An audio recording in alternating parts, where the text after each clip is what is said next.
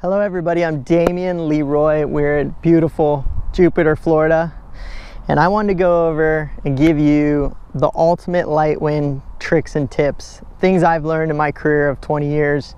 I want to give you all those little advantages to make your life, whether you're on a foil, whether you're on a twin tip, whatever it may be in light winds. Today we got anywhere from 5 to 11 miles per hour. So it's really light. These are the light wind conditions that make your performance actually as a kiteboarder can bring it to an incredible level. So my goal here is to kind of give you some of those tricks and tips. So let's start with equipment for light winds. So one big important factor right off the bat you can do is you can have a bigger bar. A bigger bar is going to make that kite turn faster.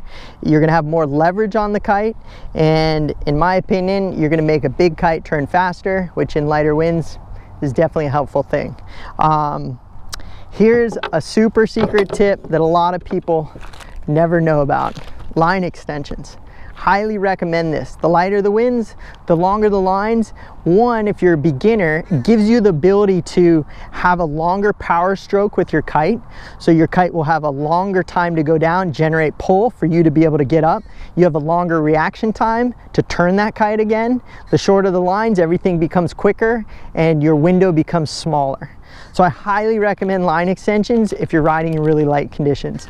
And you can run all the way up to 30-meter lines. So on average, I would say most companies are between 20 and 24-meter lines. I highly recommend going, 5-meter extensions, 3-meter extensions. Try it, see what you think, but I promise you, you're gonna gain more control, a lot easier. Things don't react as fast. So it's a lot nicer for lighter winds. So line extensions, bar is a choice for sure. I think a bigger bar for the bigger kites definitely helps. Let's go into boards. So I'm going to show you two boards, and these are just a general consensus, just so you guys can kind of get a good grasp on things. We have a 135 Excalibur right here. We have a 150 Stylus. Now, boards go all the way up to 160. Here's the most important thing in light winds: surface area. If I have more surface area, I'm gonna stay upwind easier. I can actually probably even fly a smaller kite. So the bigger the board, the easier it is to learn. Now, we all have heard that and we all know that, but I highly recommend it. You can actually get away from bigger kites. You can go to smaller kites, be more efficient with a bigger board. So get yourself a big board. If you had two combos, here's a perfect setup: high wind board, light wind board, perfect setup, game on. Now the next step, which is the trend, is obviously a foil board. Right here we have a double agent with a high-rise varial. Foiling is obviously changing the evolution of everything. Why? Because it's so efficient. You ride on an airplane wing. It's literally as good as it gets. I would say that takes time to learn in, but you can literally ride in the same conditions as a twin tip, but you're going to be more powered on a foil because there's no drag, so your parent wind and everything becomes faster. Let's talk about the next important thing. So we're going to head over to the kites over here. So something that's really important that we maybe misrepresent in the industry, but something that I just want to point out to everybody that I think is super crucial for light winds and just flying your kite in general. So a lot of companies will have multiple knots.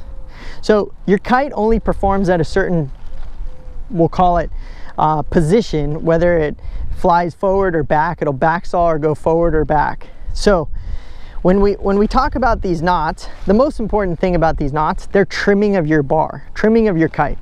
So here, to simplify your life, if I put my kite up, whatever your company is you fly, and I pull in on the bar, if that kite backs up 100%, you should not be on the most powered knot, the closest to the kite.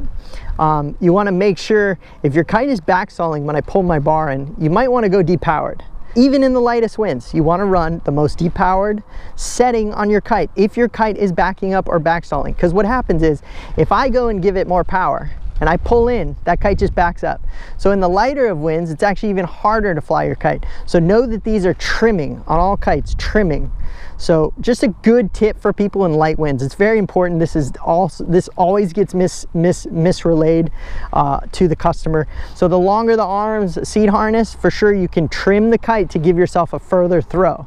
Now, if I'm really short, I have a really short arm throw, you might want to go more depowered. It'll actually make you control the kite better without it backstalling. So hopefully that helps you guys. It's a very special tip. Highly recommend it. Now we're looking at two kites right here. So we have the Contra. This is a Cabrini Contra 15 meter, and this is a Drifter 12. The reason I have these two kites is for light winds, these are absolutely insane. And what I mean by that is the Contra has power. In light winds, you just want to get going. You want pull. You want a kite that grabs you and takes you. Super easy to fly.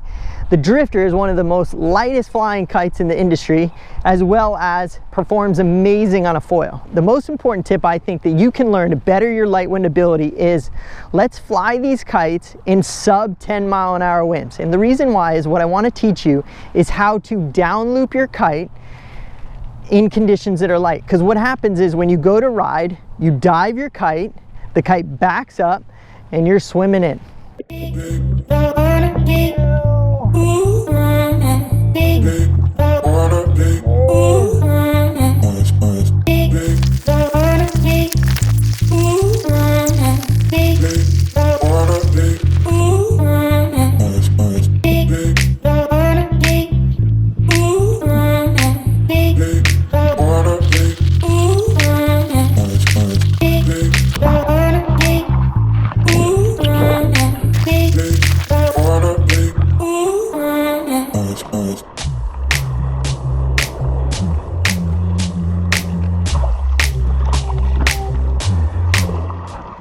So what I want to teach you is there's a certain point in the window when you want to actually let that kite keep dropping and down loop your kite to create energy to come back to neutral. And what I'm going to teach you here, hopefully this will help you a lot. So let's get to it. So here we are. I'm going to attach my lines to this Drifter, and I'm going to show you the flying the kite in light winds that you can work on to better your progression in light winds. Now, here I am today. Here's my kite right here, my lines. I'm putting my line on, and I fly on the most depowered knot in the lightest winds. For me, I'm not a huge throw. I like to be really nice and close to the bar. To me, this is the most performance and gives you the best ability. If I had longer arms, I may move myself all the way to more power. But all I would say is more power doesn't necessarily mean more power in the wind. If your kite is backstalling, 100% go more depowered. Very important. So today and every day, I rig the most depowered. All right. Most important thing is have fun. It's super hot. We're in Florida. Holy crap, it's hot out. I have a shirt on, so I actually don't lose all my skin on my body. But I'm excited to share these little tips and tricks that I have with you guys because, well, I've swam in about 100 million times in light winds. You know why? Because I tried and I learned the hard way. And all I can say is no matter how good you listen to all this stuff, you will still swim in, no matter what. So it's coming. So make sure to know how to self-rescue. All right, let's do this. When I go to launch the kite, most important thing here is I rock it from one side to another, rock it from one side to another, get it to move one direction. Once it starts to move in the water, I'm going to pull on the opposite direction, and if it doesn't go, I'm going to do it again. I'm going to rock it, it's going to roll, and I slowly sheet the bar out, and I let her creep up, and I sheet that bar out. So here we are flying the kite, and it is very light. You can see the lines are almost untensioned, super light out right now. But what I want to show you is, this is for sure probably maybe 7 miles an hour. But what I want to show you is this. So this is what everybody does in light winds. They put their board on their feet, and let's do the whole process. Boards on their feet, right here. They dive their kite to get going, and I almost got up, and I didn't. So I'm gonna dive my kite again, and I don't have much power, but I'm just gonna do this. And now I'm swimming. This is what 99% of the people do in light winds. Okay, let's go to 99.5%. So how do we fix this, and how do we learn how to get better here? So here's the trick. If I dive my kite and it doesn't give me enough power, the most important thing you can do right now is, with that kite, is to, if I don't have enough and it's at the edge of the window, I want to grab the bottom line, spin it around, it generates speed and comes back up if I let the bar out. So you want to come down on a light wind day, and I want to work on, if my kite's over here and it's lost all power, so it's at the edge of the window, I don't have any more power, I want to grab the bottom line, generate speed, goes through the power and comes back up. Now, the reason why we're working on this is because in the water, if I'm on my twin tip and I do the dive and it doesn't quite give me enough and the kite starts to fall, I don't want to move it backwards and pull in. I actually want to sheet the bar out and let it fly. So if I dive and I try to go and it doesn't happen, I'm gonna save the kite by looping it in the light winds because it generates power. So what I want you to do is come out on a light wind day and I want you to loop this kite. And I want you to get comfortable with looping. Never spin your bar, never untwist your bar during the loop. So I'm gonna grab this line. The reason I grab this line is it makes it turn quicker. Pull, it loops around. I let the bar out, I can untwist it. Don't try to walk your way around and kind of try to, you want to do it, you want 100%, take it, loop it down, let it out, untwist my bar.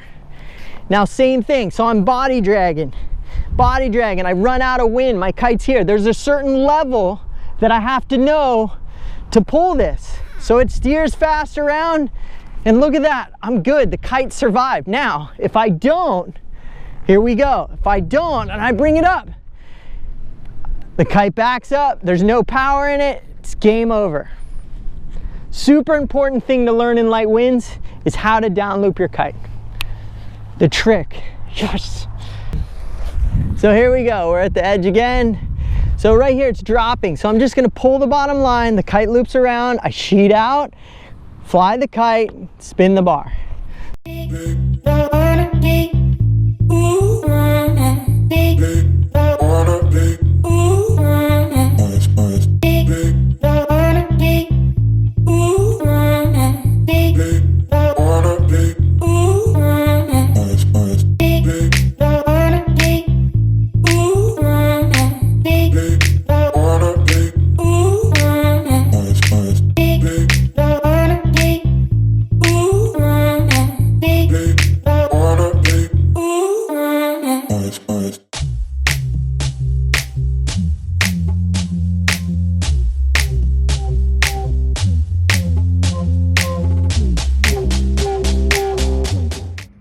Now there is one option you can do when your kite is backing up. Make sure to sheet the bar out, and that'll catch the kite and surge forward and make it from falling in the water or falling on the land. And I pull in and the kite starts to back up, but I push out and I save it.